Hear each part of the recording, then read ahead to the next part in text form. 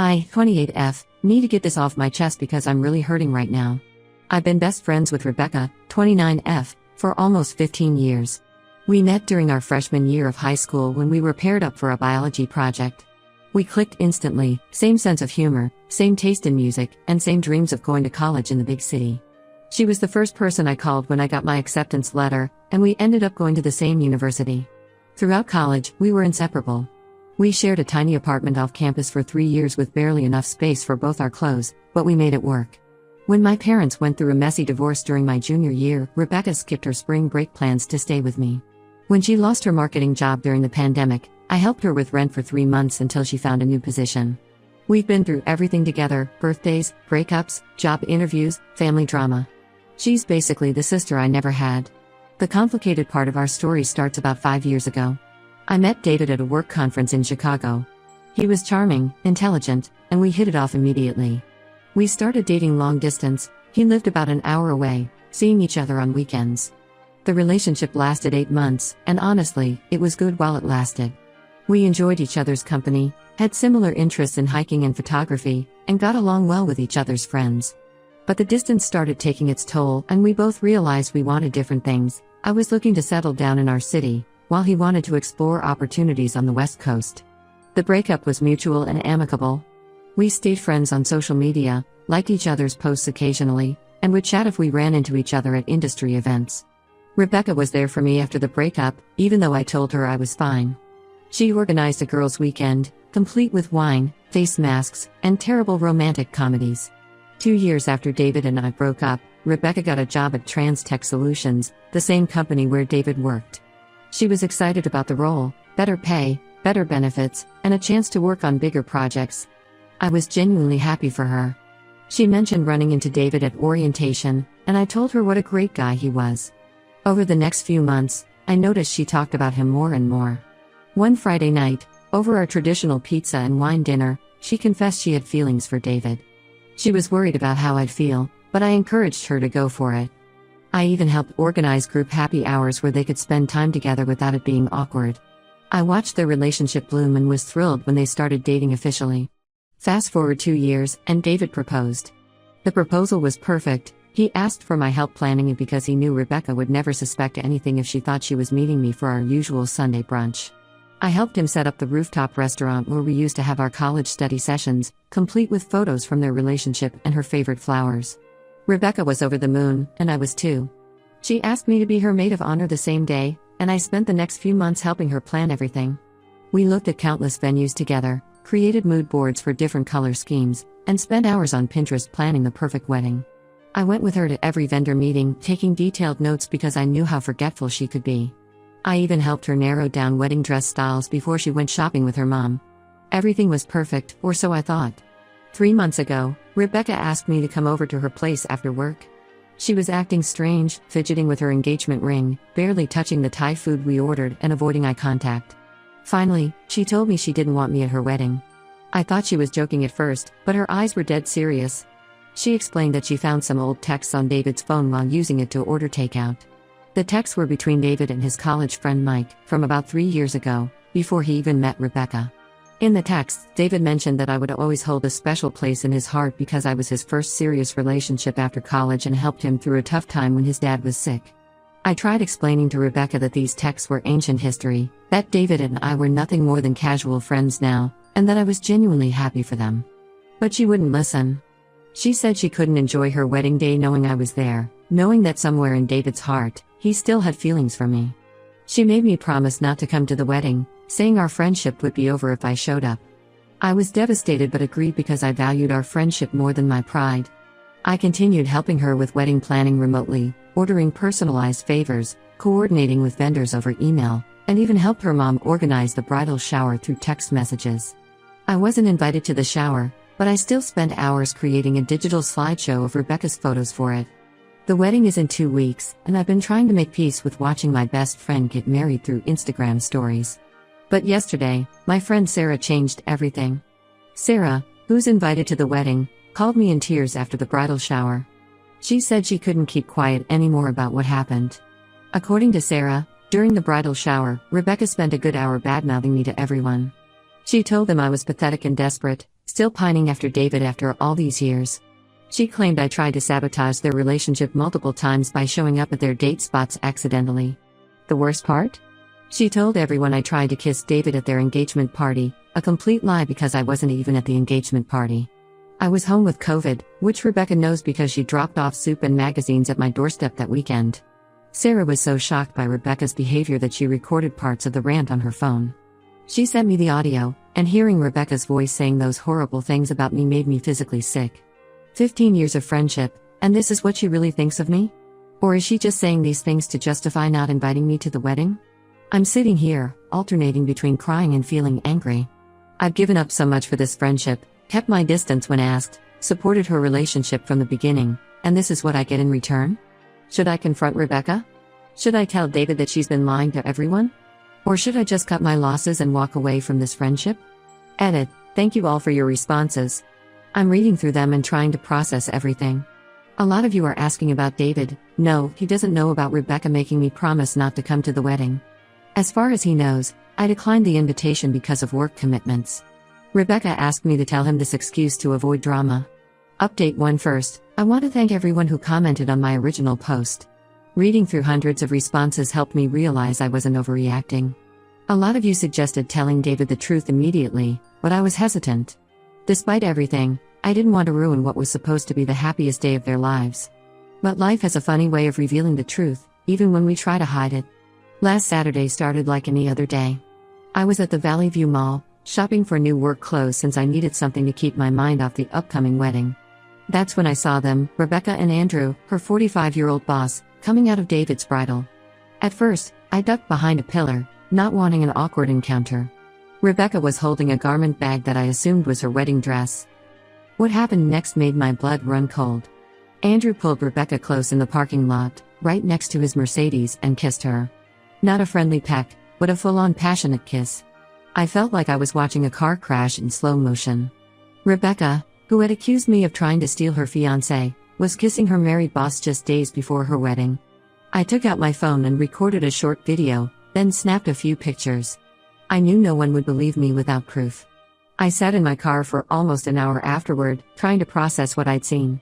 I knew Andrew was married with 3 kids. Rebecca had shown me pictures from their company Christmas party where his wife and children were present. She had even commented on how perfect their family seemed. I went home and poured myself a large glass of wine, still unsure about what to do with this information. That's when Sarah called again. She had more recordings from the bridal shower that she hadn't shared earlier because she thought they would hurt me too much. In these new recordings, Rebecca was telling everyone the real reason David and I broke up. She claimed I had cheated on him with my college ex-boyfriend. This was the final straw. The real reason for our breakup was simple and mutual. We wanted different things in life. David had even helped me set up my dating profile a few months after our breakup. To hear Rebecca spreading such malicious lies about me, while she was the one actually cheating, made me feel physically ill. I called David around midnight, not caring about the late hour. He answered on the first ring, sounding worried because I never call that late. I asked if we could meet the next day. He agreed immediately, suggesting the coffee shop where we used to meet when we were dating. The next morning, I arrived early and got us both coffee. I remembered he likes his black with 1 sugar. When David arrived, he looked tired, like he hadn't slept well. He sat down, and before he could say anything, I pulled out my phone and played Sarah's recordings from the bridal shower. His face went through a range of emotions: confusion, shock, and then anger. I then showed him the text where Rebecca made me promise not to come to the wedding, followed by the pictures and video from the mall. David's hands were shaking by the time he handed my phone back. He revealed that Rebecca had been acting strange lately, working late, being protective of her phone, and getting defensive when he asked about her day. He had attributed it to wedding stress. Then David told me something that made everything worse. Rebecca had been pushing to move up the wedding date, claiming she wanted to get married before her grandmother got too sick to attend. But David had run into her grandmother at the grocery store last week, and she was perfectly healthy, even training for a 5K. David left the coffee shop immediately and drove to Rebecca's apartment. He called me 2 hours later. Rebecca had confessed to everything when confronted. The affair with Andrew had been going on for 4 months. She'd been meeting him at hotels during her late nights at work. The wedding dress shopping trip I witnessed? That was actually their 3rd trip together. She had been too indecisive to pick a dress with her mom, but somehow managed to choose one with Andrew present. The wedding has been called off. David already contacted the venue and vendors to cancel everything. His parents are helping him return the wedding gifts. Rebecca's phone has been blowing up my phone with messages, first apologizing, then blaming me for ruining her life, then apologizing again. She says I had no right to expose her affair, that I only did it because I was jealous of her happiness. The situation at her workplace has exploded too. Someone, not me, anonymously emailed Andrew's wife about the affair. He's been suspended pending an investigation into inappropriate workplace relationships. Rebecca might lose her job too. Part of me feels guilty for being the catalyst that brought everything crashing down. But a larger part feels relieved that the truth is out. I don't have to carry the burden of her lies anymore, don't have to pretend I'm busy on her wedding day, don't have to watch my words around our mutual friends. David asked me to get coffee again next week. He wants to apologize properly for believing Rebecca's lies about me, though I told him it wasn't his fault. I agreed to meet him, but only after things settled down a bit. The last thing I need is Rebecca spreading more rumors about me stealing her fiancé. I'll update again if anything significant happens. Right now, I'm just trying to process everything and move forward with my life. Edit: a lot of you are asking if I regret exposing the affair. No, I don't. Rebecca wasn't just cheating on David, she was actively trying to destroy my reputation while doing so.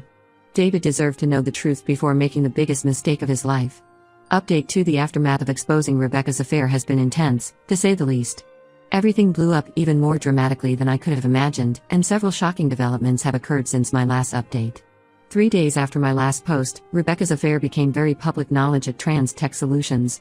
Andrew's wife, Lisa, showed up at the office during lunch hour. She walked straight to Rebecca's desk, threw a stack of printed hotel receipts on it, and started yelling about how Rebecca destroyed her family. Security had to escort Lisa out, but not before half the office heard everything. Within hours, HR called both Rebecca and Andrew into separate meetings. It turns out Trans Tech has a strict policy about relationships between managers and their direct reports. Both Rebecca and Andrew were fired by the end of the day. Andrew for abusing his position of power, and Rebecca for not disclosing the relationship to HR. She tried arguing that it was consensual and private, but the company wasn't having it, especially since they had used company cards to pay for their hotel stays. But Rebecca wasn't done. The next day, she showed up at my workplace, makeup streaked from crying, demanding to speak with me. When security wouldn't let her up, she asked to speak with my manager instead. She told him I had been helping her with wedding planning during office hours, using company resources for personal work, and spending hours on personal calls. She even showed him screenshots of our text messages about wedding vendors, all carefully edited to remove timestamps and context. My boss called me in for a meeting, but thankfully, I had proof of everything. All my wedding-related help had been done after hours or during lunch breaks. I even had my timesheets and email records to prove it. Still, it was humiliating having to explain the whole situation to my boss. Then came the mutual friend situation. Rebecca started telling everyone that I had been secretly meeting David throughout her engagement, that I had manipulated him with old photos and memories, and that I orchestrated this whole exposure to break them up. Some friends actually believed her at first. After all, the timing did look suspicious. But remember those wedding planning sessions I helped with? I had kept everything, every text, every email, every receipt. Including something I hadn't mentioned before. 3 months ago, Rebecca accidentally sent me a screenshot of her hotel booking with Andrew instead of the venue booking. She had quickly deleted it and sent me the correct screenshot, playing it off as a work-related mix-up. I had saved both screenshots, not thinking much of it at the time. I shared everything with our friend group in a group chat. The hotel screenshot was dated months before I caught them at the mall. It proved that their affair wasn't a one-time mistake as Rebecca had been claiming, it was an ongoing relationship that predated my discovery. Most of our friends have cut ties with Rebecca. Even her cousin Emma, who was supposed to be her maid of honor after I was uninvited, stopped speaking to her. David returned all the wedding gifts and used the money from selling the engagement ring to put a deposit on an apartment in Seattle. He's taking that West Coast job he once passed up. The biggest surprise came last week when Lisa, Andrew's wife, reached out to me through LinkedIn. She wanted to meet for coffee and thank me in person. Over coffee, she revealed that Rebecca wasn't Andrew's first affair, she was his third. Each time, he had pursued younger employees who reported directly to him. Lisa had suspected something was wrong this time too, but never had concrete proof until now. All 3 of Andrew's previous affairs had been silently dealt with through HR, with the women either leaving quietly or being transferred to different departments. Lisa had stayed for the kids, believing Andrew each time he promised to change. But seeing those pictures of him with Rebecca, so publicly affectionate when he had always been reserved with her, was her breaking point. Rebecca still maintains she's the victim in all this. She claims I betrayed her trust and exposed her private life out of jealousy. She doesn't see how her actions, uninviting me from the wedding, spreading lies about me, and then trying to get me fired, led to this outcome. I've blocked her number, but she keeps creating new email addresses to contact me. Her latest message accused me of ruining her career prospects. Apparently, her firing has made it difficult for her to find another marketing job in our city. I haven't responded to any of her messages. I never expected things to spiral this far when I showed those pictures to David. But I don't regret it. Sometimes the truth hurts, but it's better than living with lies. Next update will be my last one, as I'm ready to put this whole situation behind me and move forward with my life. Edit. Thank you for all the supportive messages. To those asking, yes, I've kept screenshots of all Rebecca's harassment emails in case I need them for legal purposes later. Update 3. This will be my final update as I've finally reached a place where I can talk about everything without feeling angry or hurt. A lot has changed in the past 6 months, mostly for the better. I left my old job last month, not because of Rebecca's allegations, but because I got an amazing offer from a larger firm with better benefits and a 30% salary increase. The funny thing is, I probably wouldn't have even applied if this whole situation hadn't pushed me to reevaluate every aspect of my life. Sometimes good things come from bad situations. Our friend group has completely restructured itself. Most people chose to stick with me after seeing all the evidence, particularly after Rebecca's attempts to sabotage my career came to light. Sarah, who provided those initial recordings, has become one of my closest friends. We have weekly dinner dates now, and she's introduced me to her wider circle of friends who have been incredibly welcoming. Rebecca moved back in with her parents after losing her job. According to Emma, her cousin who still occasionally updates me, she had to leave her apartment because she couldn't afford the rent without her trans tech salary. She tried to get unemployment benefits, but was denied because she was fired for cause. She's been working at her father's real estate office, but apparently spends most of her time telling anyone who will listen that she's the real victim in all of this. The situation with Andrew and Lisa took an interesting turn. During divorce proceedings, Lisa's lawyer discovered that Andrew had a pattern of pursuing young employees at every company he'd worked for, dating back 10 years. When they threatened to expose this pattern to Trans Tech's board of directors, Andrew agreed to a very generous divorce settlement. Lisa used part of the money to start her own business, and is doing really well. David and I keep in touch through occasional texts, nothing romantic, just friendly check-ins. He's thriving in Seattle, got promoted within his first 3 months, and recently started dating a software engineer he met through work. He told me that exposing Rebecca's affair was the wake-up call he needed.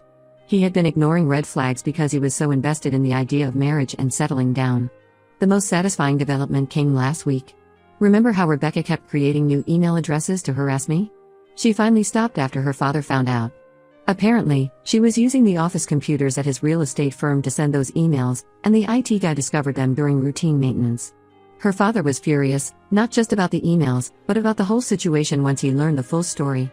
He's making her see a therapist as a condition of continued employment. As for me, I've learned some valuable lessons about friendship and self-respect. I've stopped being the person who sacrifices everything to maintain relationships that aren't reciprocal. My new job is going great, I've made new friends who value honesty, and I've even started dating again. The hardest part was accepting that the Rebecca I thought I knew never really existed. The person who helped me through my parents' divorce, who shared an apartment with me in college, who I trusted with everything, that person was just a role she played. The real Rebecca was capable of cheating, lying, and trying to destroy someone who had always supported her. I've gone completely no contact with Rebecca. Her parents' house is on my way to work, and sometimes I see her car in the driveway. Each time, I feel a tiny pang of sadness for the friendship we once had, but then I remember how she treated me and feel grateful that I found out her true nature before wasting any more years on that friendship. Life goes on, and surprisingly, it's better than before. Thank you, Reddit, for helping me through one of the toughest periods of my life. Edit. To those asking if I'd ever consider reconciling with Rebecca, no. Some bridges, once burned, should stay ash.